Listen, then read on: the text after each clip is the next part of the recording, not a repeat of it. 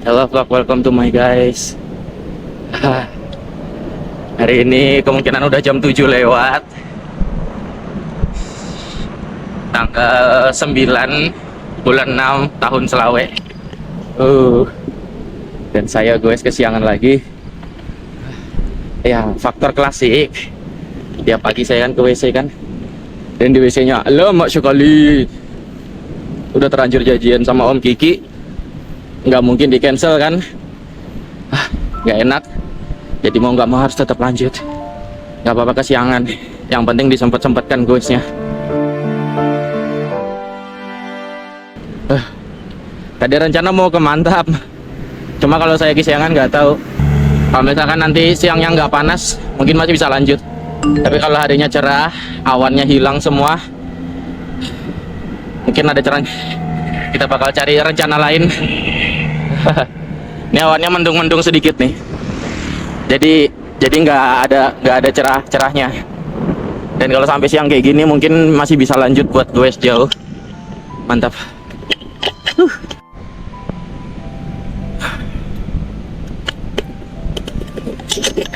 Jalan umum, jalan khusus, rata-rata dipakai sama semua kendaraan. Jadi mobil gede, mobil kecil, sepeda motor, sepeda Honda, semua campur. Dipikir-pikir ada bahaya sih. Tapi adanya jalurnya itu aja. Di kampung tuh pasti aspal, cuma satu jalur aja. Biasanya paling ya makadam, cross country, gravel. Jadi kalau kita mau gas aspal, kalau pakai road bike, nggak mau jadi jalan raya. Pun ketemunya kendaraan-kendaraan gede. Mantap sekali. Lagi depan jeruk. Tadi bawa sangu jeruk. Ya biar nggak lemes-lemes banget lah. Saya kebiasaan kalau gue tuh nggak bawa apa-apa gitu kan. Ya bawanya paling cuma air minum kayak gini, bidon ini aja kan. Bawa bidon. Jadi kadang kalau lagi istirahat tuh kayak mau pingsan gitu segala macam. Ya lemes lah. Karena habis nggak ada asupan lagi, nggak ada yang dimasukin. Ya minimal ada yang dikunyah harusnya kan. Ini mulai saya biasakan minimal buah kayak jeruk kayak gini, apa pisang. Biasanya Om Kiki tuh suka bawa pisang tuh. Beliau kalau di rumah tuh katanya banyak pohon pisang gitu kan, tinggal dipanen, bawa goes, makan. Intinya olahraga tuh kayak gitu tuh, kita bisa makan nggak merasa bersalah. Kadang orang tuh nggak sarapan pagi karena mereka ngerasa makan malamnya tuh masih kenyang. Mereka makan malam terus sisa makan malamnya tuh masih kenyang. Terus habis itu nggak olahraga, jadi paginya tuh masih kenyang. Habis itu nggak sarapan pagi, nggak ada sarapan. Ya beberapa orang itu ada yang membenarkan, ada yang salah. Tapi kalau aku pribadi aku nggak bisa kalau nggak makan pagi. Menurut aku makan pagi itu wajib. Ya terserah orang sih, teorinya beda-beda ya. Aku malah mending yang kuhilangkan makan malamnya. Mending nggak usah makan malam. Ya paling kalau jajan ya makan buah kayak gini malam-malam nggak apa-apa. Tapi kalau nasi ya jarang lah. Jadi kalau misalkan di rumah ada tamu silaturahmi disuruh makan, kita nawarin orang makan, masa kita sendiri nggak makan kan? Ya kalau hari-hari kayak gitu aja paling aku makan malam. Sisanya fokus di makan pagi. Karena kalau nggak makan malam, paginya pasti lapar banget. Dan itu puas makan ya. Gitu. Lanjut makan jeruk lagi.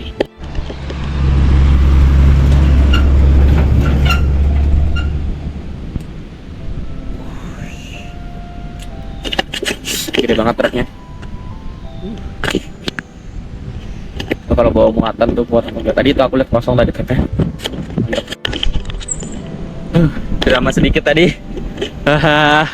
Jadi lepas yang belakang. Jadi mau nggak mau wheelsetnya harus dilepas yang belakang, terus ngelepasin ngeluarin baut jari-jarinya, baut spooknya yang masuk ke dalam velg.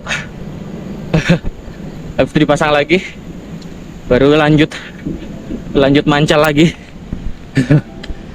Ya buat pelajaran lah. Jadi sebelum goes itu kemarinnya itu harusnya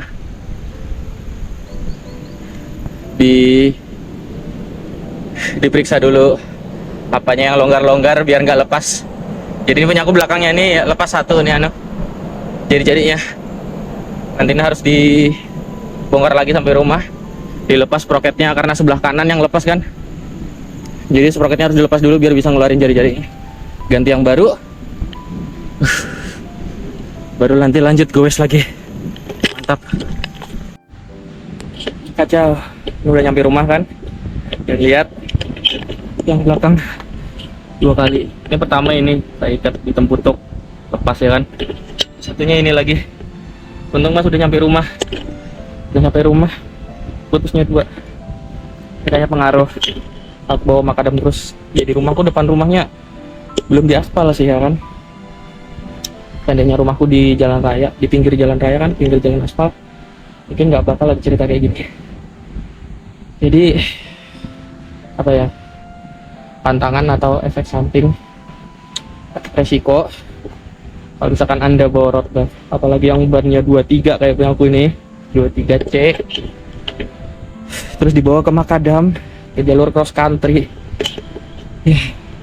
kemungkinan besar jari-jarinya atau sepuknya bisa lepas. 2 lepas di ini. Lepas bro, lepas. Itu nggak kenapa-napa. Ya semoga velgnya nggak kenapa-napa sih. Karena kalau bukan karbon kan alloy aja. Jadi harusnya lebih kuat. Mantap. Oke, sekarang kita ada di garasi. Ini adalah ketiga sepeda aku. Ini Detroit, ini Premium, ini Premier. Mantap sekali. Dan aku tadi pagi ngebaikin penyakit dari ketiga sepeda ini. Jadi ada sedikit perubahan. Sekalian aku mau jelasin. Pertama dari Detroit ya. Di Detroit ini udah pernah kemarin tuh habis kena banjir gitu ya kan. Dulu kemarin waktu aku goes hujan-hujanan sama Mas Ana, itu pulangnya itu ngelewatin banjir. Beberapa jalan yang datarannya lumayan rendah itu banjir. Habis itu BB-nya bunyi. Nah, aku betul masih pakai BB kotak di Detroit ya. BB-nya bunyi. Terus pas BB-nya bunyi, bagian FD-nya ini ini kabelnya ini apa macet. Jadi pas aku pakai ini lagi, pas aku gue sama Rijal, aku nggak bisa pakai FD. Jadi di bagian centering ini aku bikin single speed aja, aku bikin speed 2 ya, cuman gue sebentar aja jadi nggak masalah lah ya. Jadi FD nya macet, BB nya bunyi gara-gara dibawa banjir, makanya aku baikin. Terus forknya aku ganti, ini fork warna putih airshock, suspensi angin, jadi ya lebih baik lah. Walaupun aslinya forknya ini adalah fork buat 26 inch. Detroit ini kan 27,5 ya, 27,5, jadi ininya agak mepet banget. Cuma nggak masalah, nggak ngaruh menurut aku, nggak apa-apa mepet, yang penting lebih main. Dan ini bahannya alloy ya kan, lebih baik daripada yang bawaan Detroit itu besi. Kenapa aku ganti? Karena ini aslinya besi bridge ya, warnanya sama kan, warna hijau matching. Tapi menurut aku ini agak kurang enak, kurang main, yaitu lebih empuk suspensinya daripada yang ini, makanya aku ganti seperti itu. Itu yang Detroit. Gue bikin BB, FD, sama ganti fork. Terus yang Premier, nah di sini Premiernya beda. Aku di sini pakai shifter kepisah lagi, nggak pakai drifter yang dulu, nggak pakai drifter yang bawaan. Kenapa? Karena terlalu murah gitu. Jadi drifter yang aku pakai awal tuh nggak enak banget ya, ada beberapa masalah gitu ya, kayak shifternya tuh nggak main pas lagi dipakai, terutama yang 9 speednya yang sebelah kanan. Jadi mau nggak mau aku ganti pakai drifter. Aku ganti pakai shifter terpisah. Jadi ini rem sama shifternya itu kepisah, nggak pakai drifter kayak Premier yang awal yang aku pakai. Sama-sama 3x9 speed aku ganti. Terus forknya juga awalnya warna putih, aku ganti jadi warna hitam lagi. Misalnya di sini Moso, mantap sekali. Itu yang Premier. Kita ganti ke Premium. Ini ada perubahan sedikit juga. Perubahannya apa? Ini dia drifter. Awalnya kita pakai shifter MTB, Jadi shifter sama remnya awalnya itu kepisah, ya kan? Sekarang aku ganti drifter. Nah, posisinya sekarang ketukar. Premier sama Premium.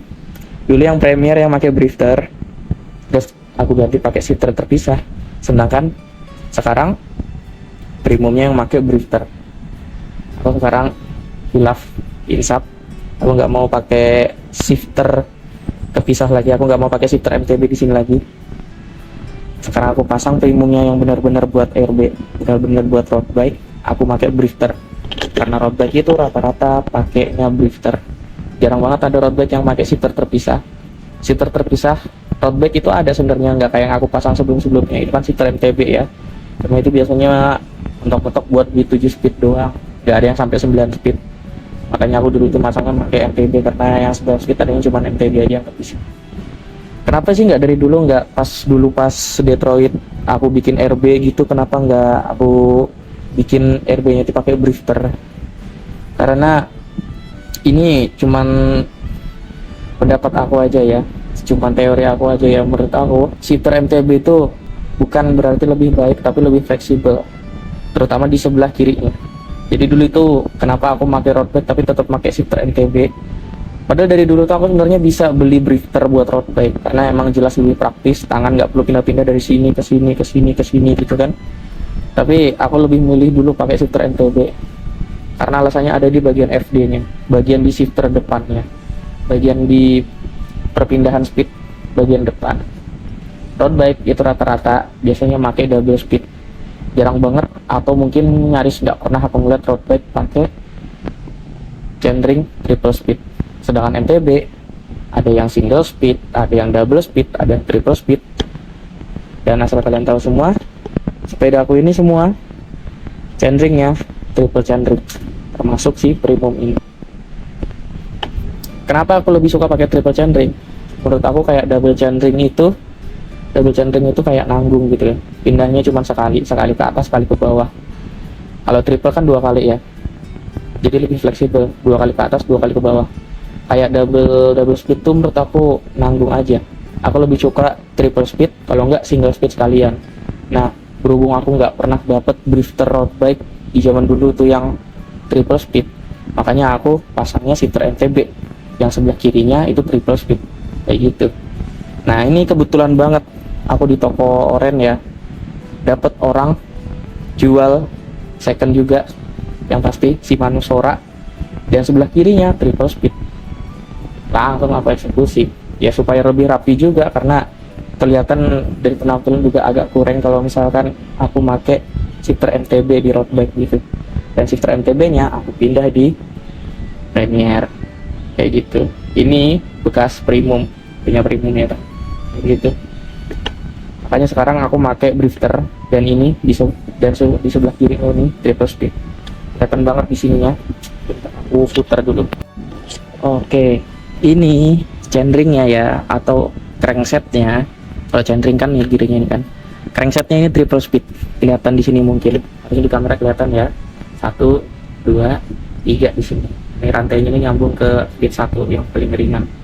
Dan ini Holotech. Tapi Holotechnya ini Holotech buat MTB. Jadi cranksetnya ini aku pakai crankset MTB tetap. Beberapa bagian juga aku masih pakai MTB. Kayak pedalnya pedal MTB, crankset, stem. Karena crankset road bike itu double speed semua. Aku belum ketemu, emang belum pernah ketemu aja crankset triple speed buat road bike ada apa enggak. Karena nggak dapet crankset triple speed buat road bike, ya pakai MTB aja nggak apa-apa. Oh, ini alloy juga, nggak tahu kualitas ringannya segala macam apakah beda jauh. Tapi bisa dipasang di road bike, ya aku pasang di road bike. Perbedaannya emang jauh banget. Kalau road bike misalkan cranksetnya Holotech, ini ketutupan, ini nih nggak kelihatan bolongnya. Jadi ya bolong di tengah aja, tapi nggak tembus bolongannya gitu. Itu kalau road bike biasanya. Dengan MTB kayak gini kelihatan.